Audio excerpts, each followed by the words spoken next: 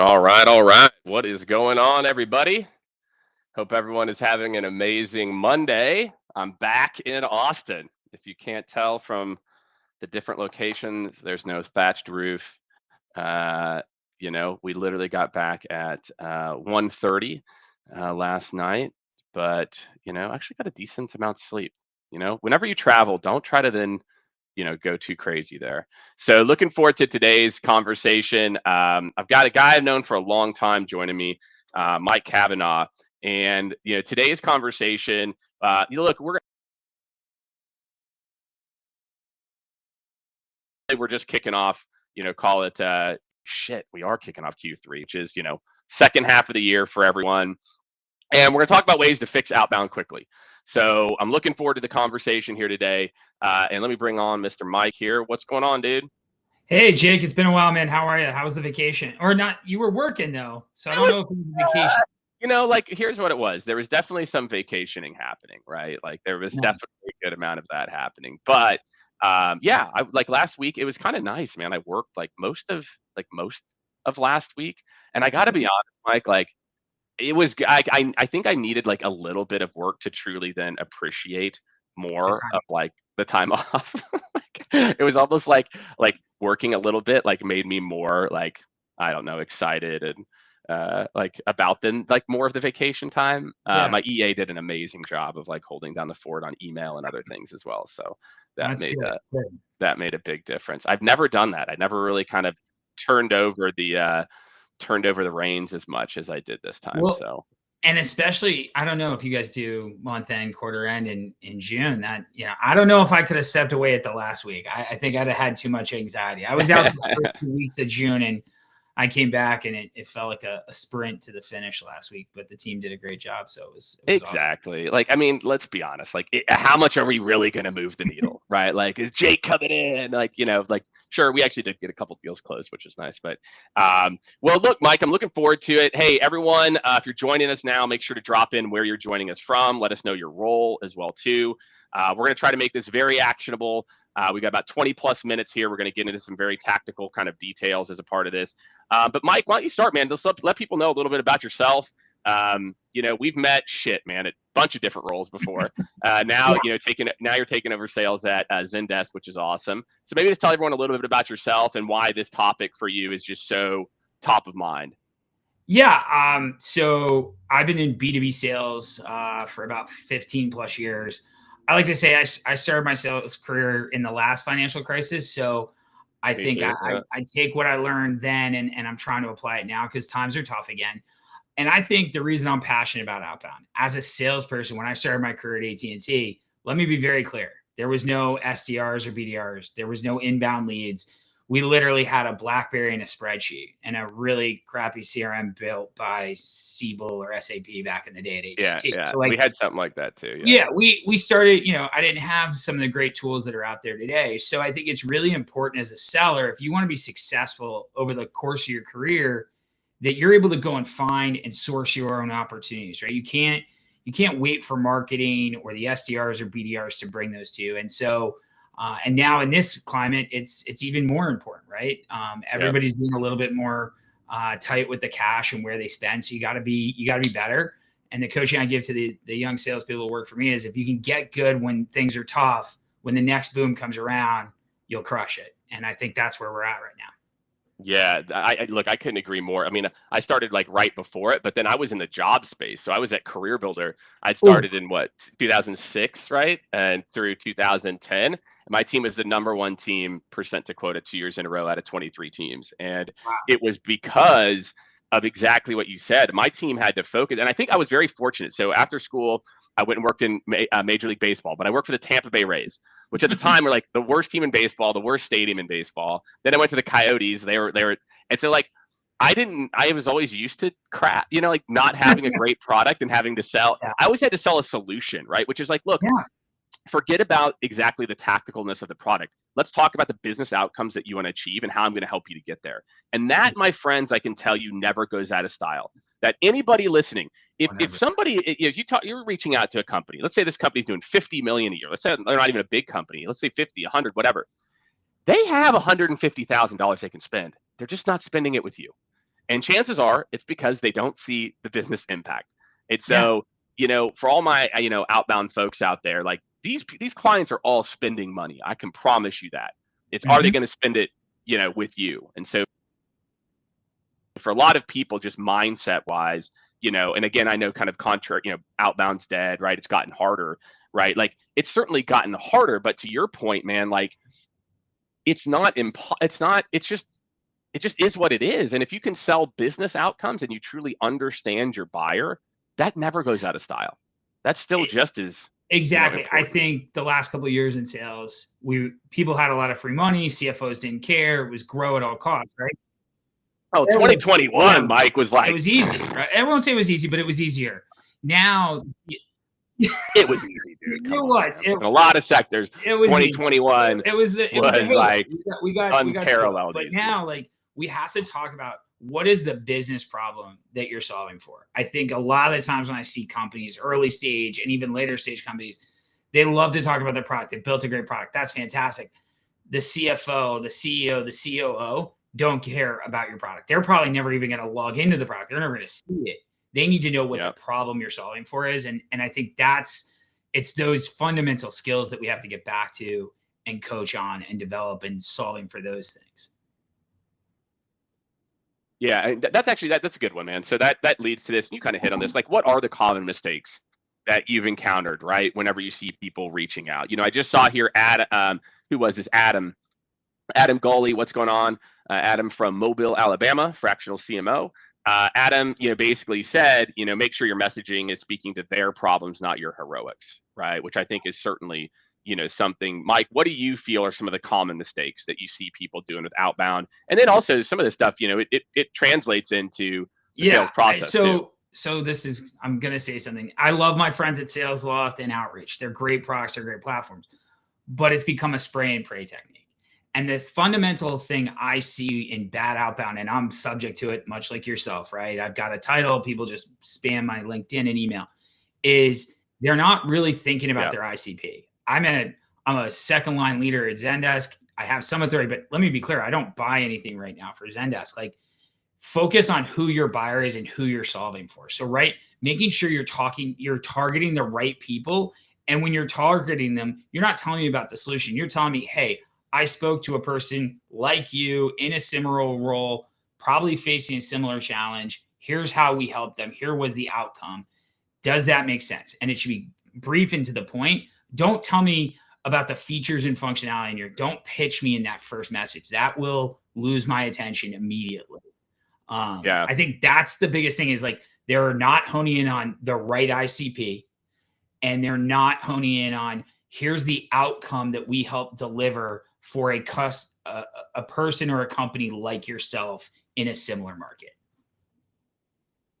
Yeah, and the thing I'll add to that is too many people the one piece that I want you to listen to what Mike said is in a similar market. Okay, manufacturing, if you sell there, it's big.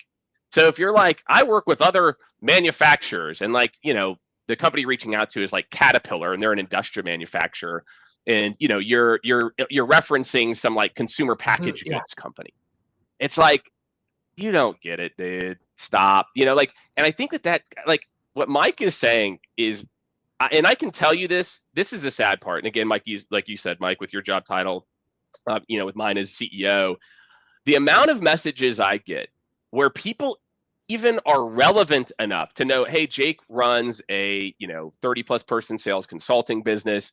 The trends right now probably are this and that, etc. Jake, this is how I think we can help. I get a message like that, not even anything that's personalized to me. And I post a shit ton on LinkedIn, which is just, it's unexcusable to not do something personalized to me. I think I could count on one hand every 6 months, Mike, how often I get an email like that, as opposed to hundreds and hundreds. No, and I 100% agree. But who's it? I don't blame the young kid or the young SDR or BDR or even the young AE. I blame the company, the go-to-market strategy, right? Like a lot of young salespeople got in during the pandemic when things were just coming in.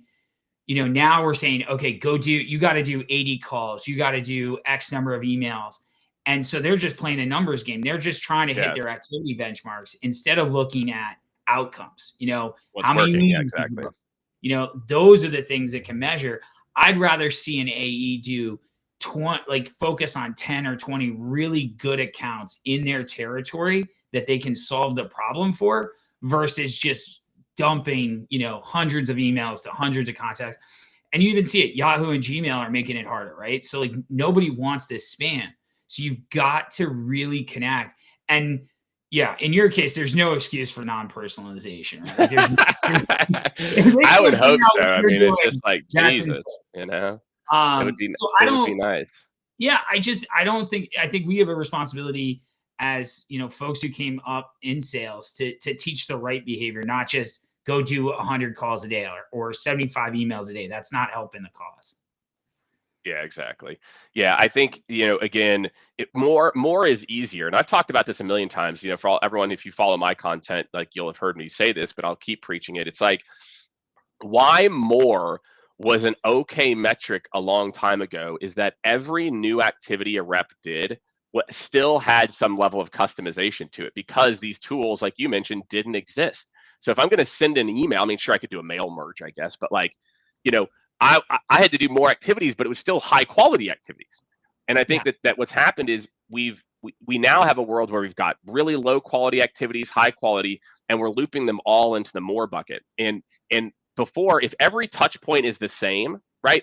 Like a certain level of high quality, saying that volume can equal more results works because you've got a controlled set of activities. Yeah. Now, when there's a mix of activities, you can't say more works because you've now convoluted it with LinkedIn touch points and connections and all these other things that should help us to book a shit ton more meetings.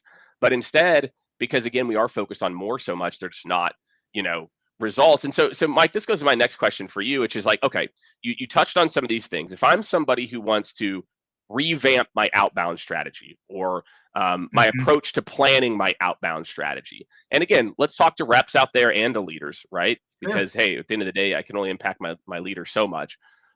Where do you start? If you're like, okay, we're talking a little bit about this focus on outcomes. Where do you start? Where do you think about, okay, when I'm putting together my outbound strategy, here are my go-tos? So for me, okay, so if I'm an AE and we did this exercise last quarter, I met with all the AEs that work for me and we went through their territory. We have them do a territory plan exercise every quarter and they pick 10 prospect accounts. And I went through the exercise of why did you pick those prospect accounts? What was the logic behind you? Because you have hundreds of zip codes. Zendesk is an amazing product that can be sold to almost any company out there, right? But how are they going to be successful? How are they going to be differentiating? So we went through those and, I saw a lot of folks just, I picked this account because 6 Sense said to, or I picked this account because they've tried it 3 or 4 other times. And some of those reasons are good, but I think there has to be some really strong thought put into, okay, I'm going to focus on these accounts this quarter because of this reason. And I go back to when I was selling, I covered a lot of different industries, but pick 1 or 2 industries in your territory and prospect accounts in there and really get to know the challenges that are facing your buyers in that industry, right? And the more you can present value of, hey, I saw this article, might be relevant. You've got to build that type of rapport. You can't just come in pitching your product. You have to come in and say, hey, the reason I'm reaching out, right? Why now? Keep it simple. I'm calling you because I work with this other customer down the road from you. We help them solve this problem. I'd like to get 15 minutes with you to talk about that, right? Like be very intentional with the accounts that you're going to put the best effort to, right? The quality outbound prospecting you're going to do, really pick accounts that you have the best chance to win with. And in our case, we do really well with e-commerce. We do really well with SaaS companies and financial services.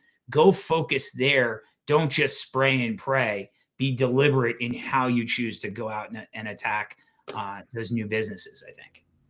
Yeah, Amanda asked, is it 10 accounts for the quarter? Or, you know what I mean? Or like, how do you think? Because obviously, Amanda, what I would say is like each business is different, right? So 10 could be Yeah. It depends on how you define your segmentation, right?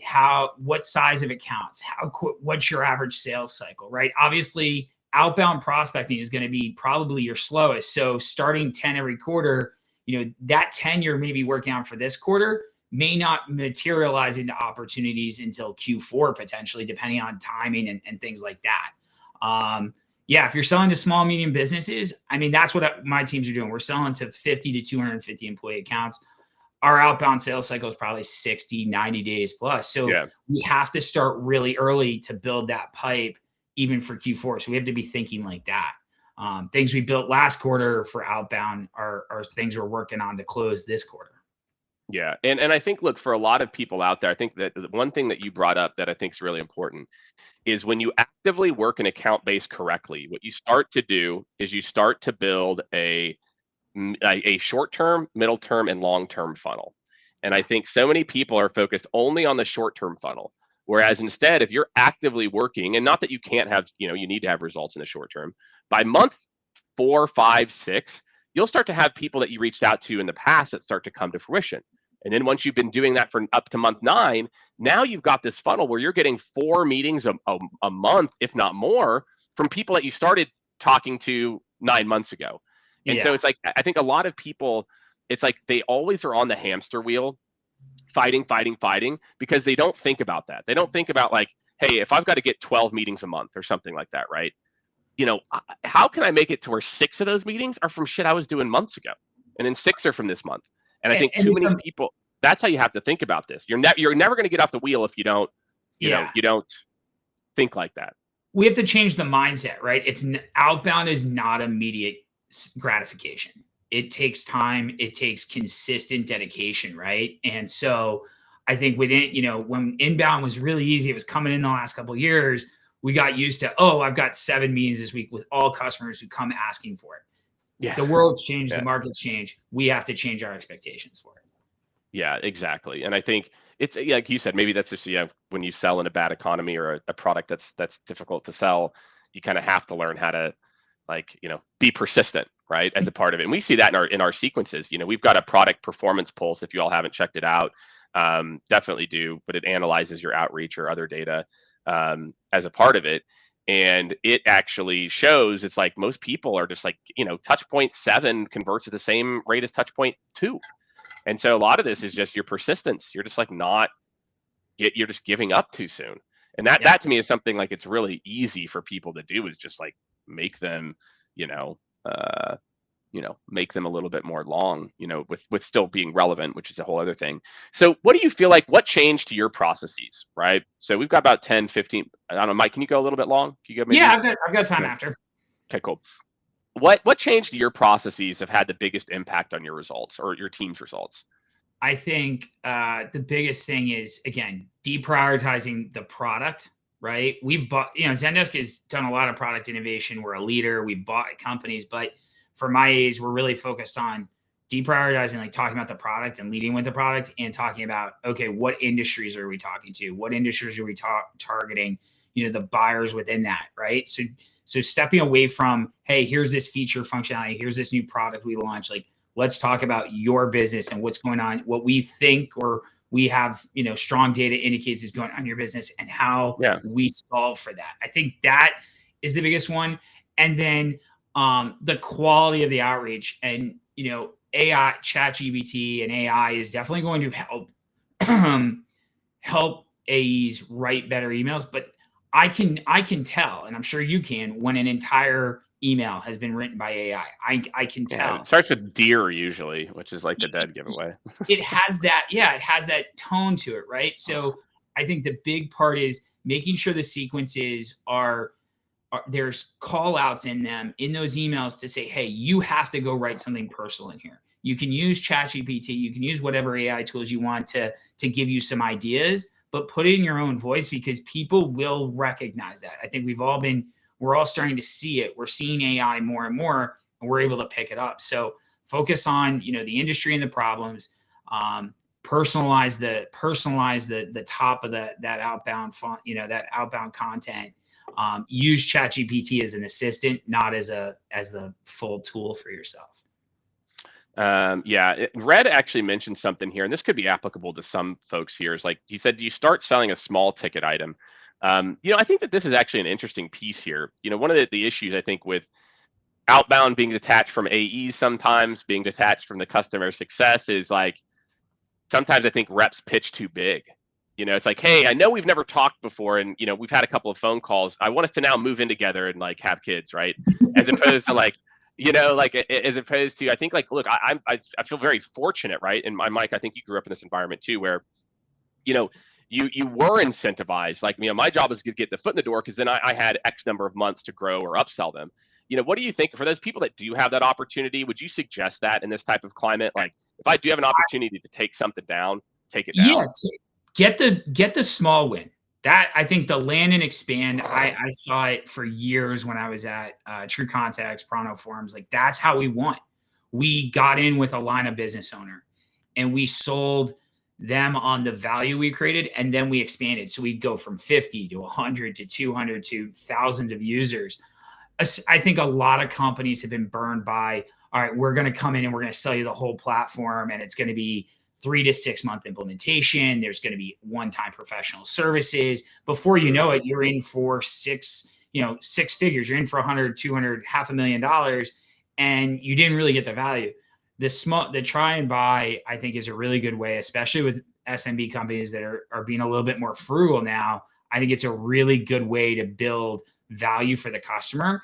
And we've actually done a great thing at Zendesk where we're like, if you close a business for the next 6 months, you still get we pay you as if it's still a new business deal. So it's incentivizing getting those small wins, then adding on to it, because the customer isn't, they're not feeling pressured. They're buying, getting value, and then adding additional value as we continue the conversation. I love that, man. And I think, look, hey, a lot of companies need to listen to what we're talking about right now. And what I mean by that, Mike, is like, look, it may be that when times are flush, you could afford to just pitch big.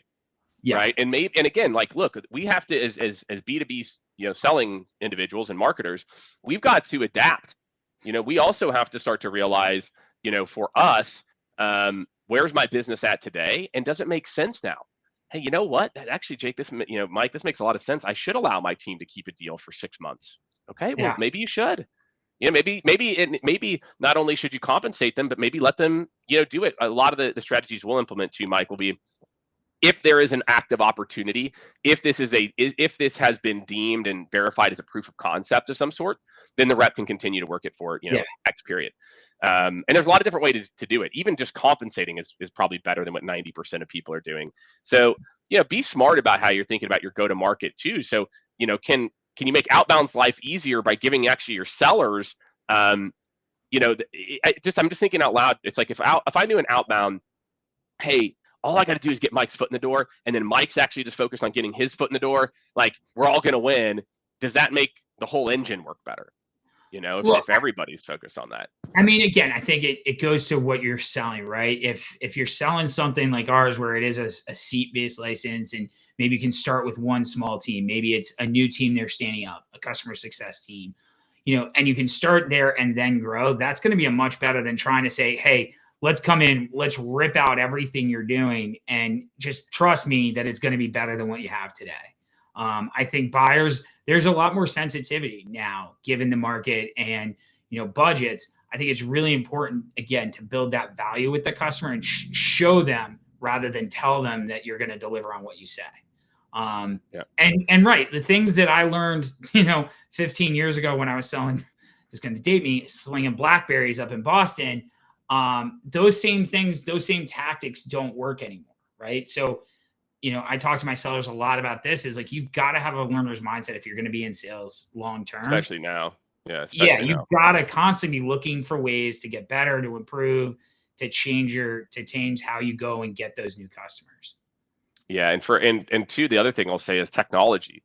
I was talking to a seller, I was talking to a team about this. I said, look, if I was in sales right now, and I am in sales, and I do stay up to speed on these technologies. Like, if you're using a tool every day, why aren't you getting certified in it? And not certified to do admin stuff, but to know all the bells and whistles. Like, if a part of your day becomes interacting with technology. Just like you need to be up to speed with what's happening in your buyer, you need to be able to up to speed with what can potentially move the needle for you and make you more productive. I think it's pretty wild for me how often I see sales reps trying to outsource their knowledge of things that they do every day to other people.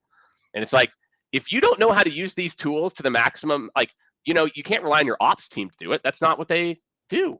They're not expertise there. So Yeah. that would be my other thing, Dad, is like, you should be investing in yourself too, to continue to get better at the technology stacks that exist.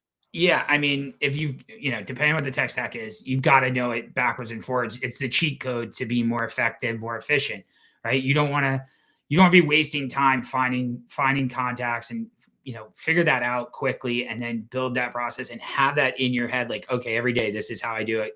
3 steps and I'm done. I will say that any company, with the rapid evolution of the technology, whatever they're using, people are always pumping out new capabilities, which is great. I do think if your company has an ops or revenue team, someone should be regularly sitting down and looking at what the AEs are doing, sitting side by side and looking at what they're doing, and then meeting with their vendor CSMs and be like, hey, is this the best way we can do this? How can I get more time out of my AEs to be in front of customers, right? That's, we hear all the stats, 30%, 40% of the AE's time is spent non-sales activities, right? That's what we have to get out of that mindset. Yeah, exactly. I mean, we see that all the time. Obviously, we're, it's a RevOps consulting firm. The biggest thing we're coming in is like, how does revenue operations, whether it's the department or marketing, sales, or CS ops, provide insights into that, not just reports or dashboards, or really understand what's the bottleneck that's happening in the process, and is our roadmap on operations set to fix the bottleneck versus answering tickets, right? Which I think is a whole other detail here. So, all right, Yeah. we've got a couple kind of wrap up questions here. Sure. So Anthony had a question for you. Said, in your experience, how does prospecting to these basically 50 to 250 organizations differ from selling to larger companies, right? Internally, does your team openly use a different strategy than those teams selling to larger enterprise? Or how does that change, based on size? I think that's we've had a couple questions here about if it's more tactical, more enterprise. How does the strategy change for your enterprise group that you probably So funnily enough, my girlfriend is a BDR director for enterprise, so we talk about this fairly often. I think the tactics change. There is more of a volume play in that 50 to 250 space because there's more shots to take. If you're an enterprise rep or an enterprise BDR, I think it's even more important that you're not spraying and praying, that the content you're sending, the emails you're sending are extremely personalized. I think the level of information you need to know about that company and go read their 10K, go look at, hey, what are their priorities this year? Look at the leaders and the ICPs you're talking to, see what they're posting about, what they're talking about, because that's going to make the difference if you're really listening to what they're trying to solve for this year. Regardless of who you're prospecting to, personalization is going to win the day now, and hearing what your customers' problems are. And at the enterprise level, it's even more important because everybody's trying to go up member. Everybody's trying to get into those enterprise accounts. So you have to get through the noise. So I think it's even more critical that you really address, hey, I know you're in this seat. You said on LinkedIn, or you said at an event, or whatever, you're trying to solve for this. Hey, this is how we could possibly help you. Here's how we helped a peer of yours. So that to me is just the level of personalization goes up the higher up market you go. That's right. Yeah. And I think too, it's always just a mindset is you got to be focused. I'm trying to get a meeting with this person. Look, I don't want to just book a random meeting. Like, Jake is the person I think is the right person. I want to get a meeting with Jake. And I think too often it's like, we're so focused on account coverage and not like this, like, guys, the whole idea on the goal is we're trying to book a meeting with Jake. You know what I mean? Like, I feel like there's something that I feel like we've lost sight of that to some extent. Yeah. I mean, for us, if, speaking to a CMO or a chief revenue officer is great. It's ancillary. We want to support them, but ultimately support customer success operations. Those are who ultimately are going to be the buyer of what Zendesk is selling, right? So like getting other meetings with other people is good. Maybe you can help garner some information, but never lose sight of who are you really selling to, and what are you solving for them? Because those are the folks you have to get to. They are the ones owning the budget right now. Exactly. Yeah. And I was telling someone, I was talking to an org, I was doing a workshop with them a couple weeks ago. And I was like, man, the new play that we're talking to a lot of clients is like, how are you prospecting the CFO? Like, how are you like, what about reaching out to the CFO? And can you get like specific enough? Like, hey, CFO, I know that cutting this type of cost or maximizing return on this type of group is really important. I can help you with that.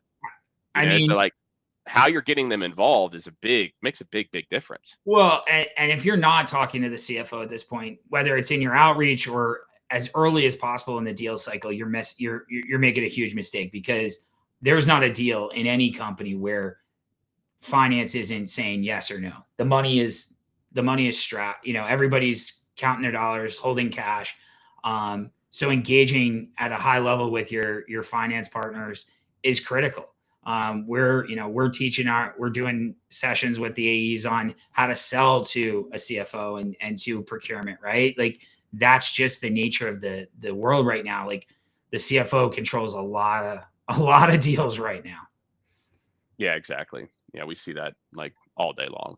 So, all right, Mike, look, I hope everyone got a ton out of this. I mean, we had a really good interaction today. Yeah. I think there's a lot of like really great questions in here. So, Mike, I appreciate you joining me and talking through it, man. And again, I love talking tactical. And I think, look, a lot about what you talked about is like, these are things that you as an individual seller, you can control this too.